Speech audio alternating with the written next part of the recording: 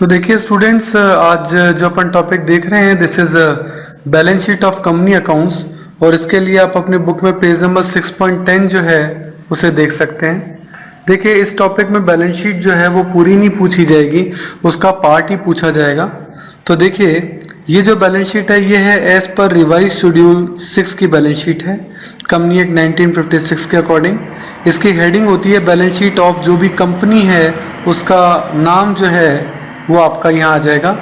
और ये as eight है, एज ऑन नहीं है, ध्यान रखिएगा। अब ये जो हेडिंग हो गई है वो एज एट है, जो भी आपकी डेट है वो आपकी यहाँ आ जाएगी। तो इसके फॉर्मेट के अंदर अगर अपन देखेंगे, पर्टिकुलर है, नोट नंबर है, अमाउंट करंट ईयर के हैं और अमाउंट प्रीवियस ईयर के हैं। तो प्रीवियस ईयर के तो आपके काम ही नहीं आएंगे, आपके तो करंट ईयर के ही काम में आएंगे। उसमें इक्विटी एंड लायबिलिटी की आपकी हेडिंग है, उसमें शेयर होल्डर फंड।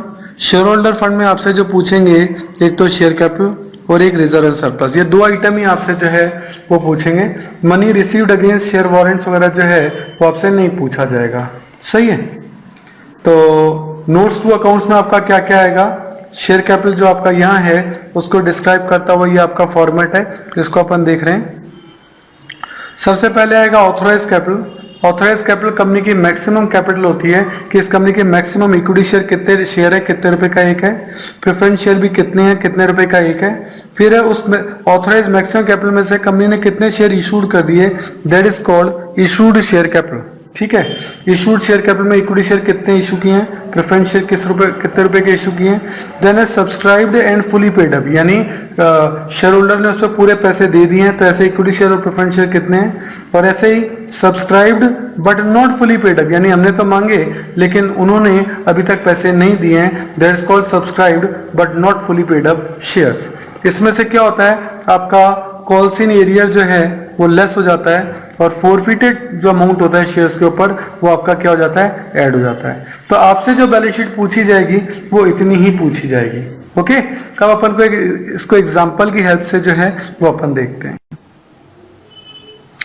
तो देखिए स्टूडेंट्स, अभी अपन इलस्ट्रेशन नंबर 9 कर रहे हैं जो कि शिवा लिमिटेड का क्वेश्चन है। उसमें अपन बैलेंस शीट कैसे बनाएंगे, तो क्वेश्चन में लिखा है Shiva limited issued 20,000 equity share, 10 रुपए का एक है, डिस्काउंट 10% और पेमेंट इस तरह से मांगे। एप्लीकेशन सिर्फ 18,000 ही आई है और उसका ये आपका क्वेश्चन जो है वो पूरा सॉल्व किया गया है, उसको अपन देख रहे हैं। तो सबसे पहले अपन को देखना है कि नोट्स टू अकाउंट्स में अपन चलते हैं, इनकी ऑथराइज कैपिटल कितनी है। तो ऑथराइज कैपिटल के बारे में एक्चुअली क्वेश्चन में कोई इन्फॉर्मेशन नहीं दे रखी, इसलिए अपन यहाँ कुछ भी नहीं लिख सकते। इशूड, इन्होंने कितने शेयर इशू किए थे, तो इन्होंने 20,000 शेयर इशू किए थे, 20,000 shares at the rate of 10 each, सही है। तो कुल मिलाकर 2 लाख रुपए के शेयर इशू किए थे और इसको डबल लाइन खींच दें क्योंकि ये टोटल में इंक्लूड नहीं होगी, केवल दिखाने के लिए है। Subscribed and fully paid up, तो हमारे पास एप्लीकेशन कितनी है, 18,000, तो 18,000 शेयर्स आपके पास एप्लीकेशन आई है और एक शेयर 10 रुपए का है और पूरे शेयर जो हैं उस पर अमाउंट जो है वो आपका आ चुका है, तो ये 1,80,000 रुपये जो है वो आपका आ जाएगा। तो ये फुली पेड अप है, तो नॉट फुली पेड अप तो यहाँ हुआ ही नहीं, तो ये तो काम ही आपका जो है वो खत्म हो गया। तो ये आपका शेयर कैपिटल का फंडा हो गया।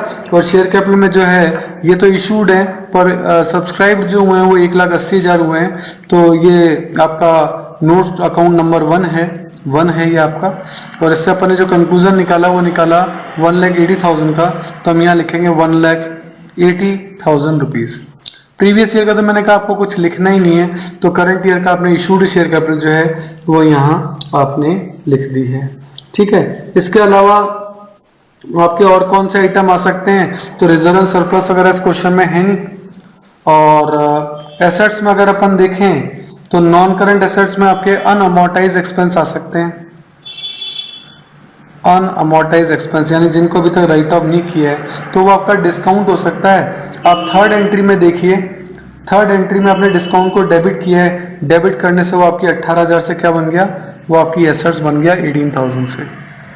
और इसके अलावा कैश वगैरह जो है आपकी वो करंट एसेट्स है, और कैश वगैरह आप लिख सकते हैं। जब आप कैश अकाउंट बनाएंगे तो आपको पता लगेगा कि आपके पास कैश कितना आ गया, 1,62,000 का कैश जो है वो आपके पास आ गया। इस तरीके से आपकी दोनों साइड्स का टोटल, जैसे आप यहाँ लाइबिलिटी का करेंगे तो वो भी 180 आ रहा है, और अगर आप एसेट्स का करेंगे तो वो भी 180 ही टोटल जो है वो आपका आ रहा है। इस तरीके से आप बैलेंस शीट को जो है वो देख सकते हैं। सही है। तो स्टूडेंट्स अब देखिए अपन इलस्ट्रेशन नंबर 16 देख रहे हैं, और ये चंद्रा लिमिटेड का क्वेश्चन है। तो balance sheet of Chandra limited as at जो भी डेट वगैरह होगी उसके अकॉर्डिंग है। तो यहाँ चंद्रा लिमिटेड ने आपके 15,000 प्रेफरेंस शेयर जो हैं वो इशू कर रखे हैं। तो इस कंडीशन में आपके 15,000, अच्छा ऑथराइज कैपिटल के बारे में कोई जानकारी नहीं है तो वहाँ अपन डैश कर देंगे।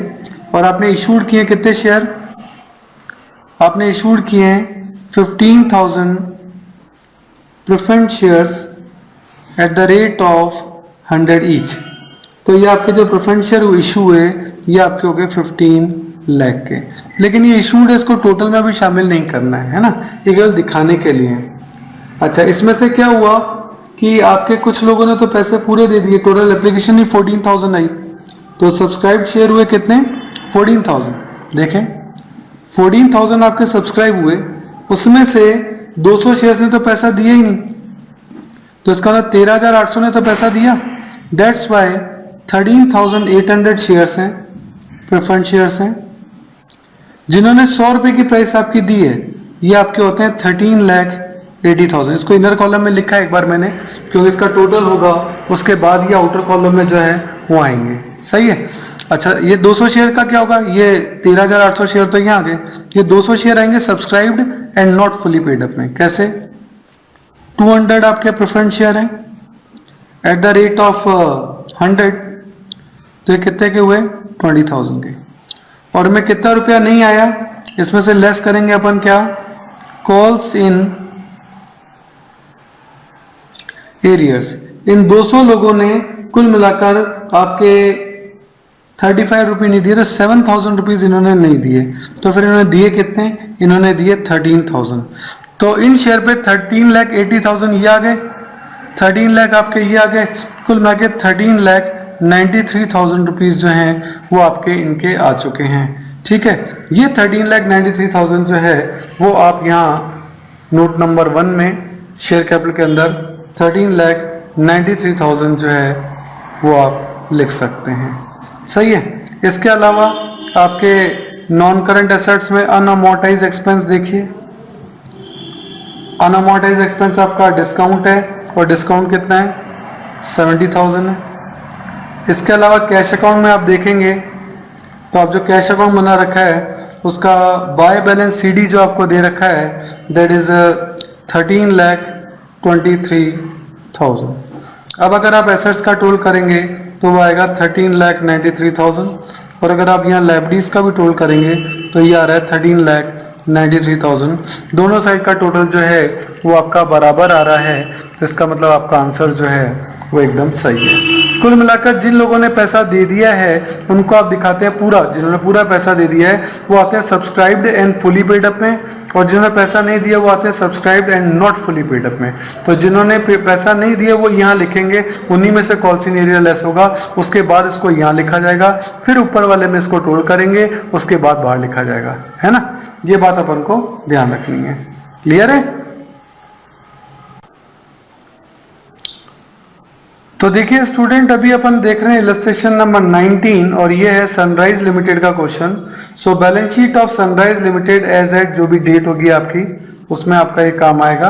देखते हैं, सबसे पहले शेयर होल्डर फंड में शेयर कैपिटल निकालनी है, तो शेयर कैपिटल के लिए अपन शेड्यूल नंबर 1 बनाते हैं, और ये शेड्यूल नंबर 1 आपका शेयर कैपिटल का ये रहा। सही है। ऑथराइज कैपिटल का देखें तो पहली लाइन में लिखा है कि sunrise limited was registered with A capital of 4 lakh in the share of 100 is. 4 lakh रुपए के शेयर कैपिटल है, तो ऑथराइज कैपिटल कितनी हो गई 4,000 shares at the rate of 100 each, that comes 4 lakh. 4 lakh रुपए के शेयर जो हैं ये आपके हो गए।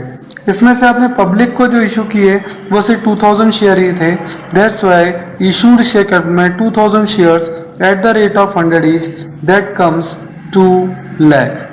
अच्छा, ये डबल लाइन में यानी टोटल में शामिल नहीं होंगे, केवल डिस्क्लोजर के पॉइंट ऑफ व्यू से, ये भी डिस्क्लोजर के पॉइंट ऑफ व्यू से हमें हमेशा सब्सक्राइब से अमाउंट जो है ना वो दिखाना होता है, ये बात आपको ध्यान रखनी है।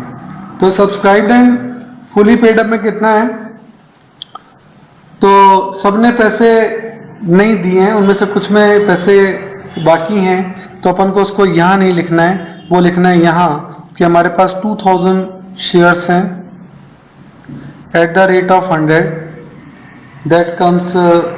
अच्छा, इसमें से हमने अभी 100 मांगे नहीं है, हमने अभी 70 ही मांगे हैं, तो ये आपके हो गए 1,40,000। उसमें भी कुछ लोगों ने पैसे नहीं दिए, तो जो कॉल्स इन एरियर्स है वो आपका लेस होगा। तो कितने पैसे आपको रिसीव नहीं हुए हैं, अगर आप ये बात देखेंगे कि आपको पैसे कौन से रिसीव नहीं हुए, तो आपको फर्स्ट कॉल के अभी तक 40,000 आपने मांगे थे और 2,000 रुपये कम रिसीव हुए हैं, तो वो 2,000 रुपये रिसीव अभी तक नहीं हुए हैं। तो रिसीव कितने हुए हैं, 1,38,000 ही आपको रिसीव हुए हैं। यही अमाउंट आप शेयर कैपिटल के अंदर जो है वो दिखा सकते हैं। तो शेयर कैपिटल में आप यहाँ शेड्यूल नंबर 1 में जो अमाउंट दिखाएंगे, दिस इज 1,38,000। सही है। इसके अलावा आपके पास 6,000 रुपये एडवांस में आ चुके हैं, वो आपका करंट लायबिलिटीज बन जाएगा। तो करंट लायबिलिटी का एक अलग से हेड यहाँ खुलेगा और उसमें 6,000 की आप करंट लायबिलिटी दिखाएंगे, जिससे आपकी टोटल लायबिलिटीज का टोटल 1,44,000 जो है वो आपका हो जाएगा। करंट एसेट्स की बात करें, नॉन करंट एसेट तो है नहीं, करंट एसेट की बात करें तो जब आप कैश अकाउंट बनाएंगे तो कैश का टोटल भी 1,44,000 ही आएगा। इस तरह से एसेट साइड का टोटल भी कितना आ जाएगा, 1,44,000 जो है वो आपका आ जाएगा। ठीक है। तो जो कॉल्स इन एडवांस है, जो कॉल्स इन एडवांस है वो आपकी करंट लायबिलिटी होती है और वो आपकी करंट लायबिलिटी हेड के अंदर शो होगा।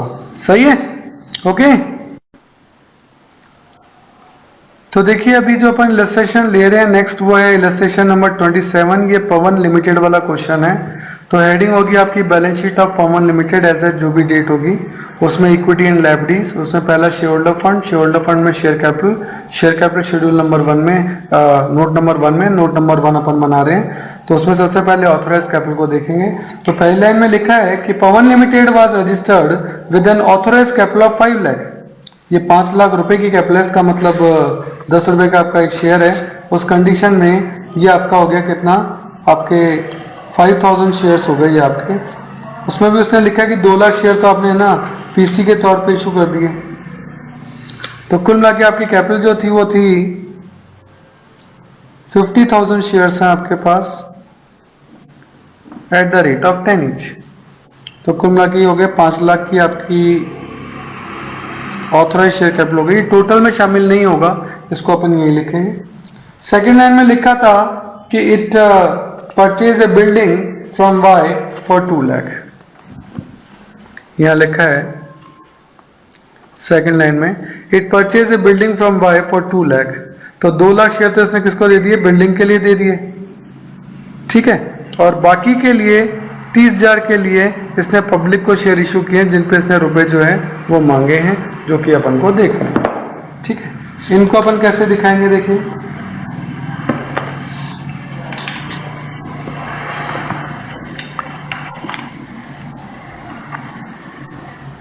तो देखो 20,000 शेयर तो 10 रुपए का एक है जो आपने इशू कर दिया, fully paid up for the consideration other than cash, building के लिए इशू कर दिया, तो ये 2 लाख तो आपका यहाँ आ गया। बाकी 30,000 शेयर्स आपने पब्लिक को इशू किए 10 रुपए का एक 3 लाख, कुल मिला के आपकी ऑथराइज कैपिटल कितनी है 5 लाख। सही है। उसके बाद है आपका रिजर्व एंड सरप्लस, वो अपन देखेंगे। सबसे पहले अपन को शेयर कैपिटल दिखानी है। शेयर कैपिटल कितनी हो गई आपकी 5 लाख, ये 5 लाख आपने दिखा दी। फिर आपका आता है रिजर्व एंड सरप्लस। तो देखो रिजर्व एंड सरप्लस में अमाउंट कहां से आया, तो देखिए लास्ट एंट्री जो आपकी है share forfeiture account debit to capital reserve 13 number की एंट्री, उसमें आपने देखा कि आपने 2500 रुपीज कैपिटल रिजर्व में ट्रांसफर किए हैं, तो वो कैपिटल रिजर्व के नाम से आपके रिजर्व एंड सरप्लस में यहाँ आ गए। रिजर्व एंड सरप्लस में 2500 और यही 2500 आपने फिर कहाँ दिखा दिए, रिजर्व एंड सरप्लस में दिखा दिए, क्योंकि और कोई अमाउंट इसके लिए है ही।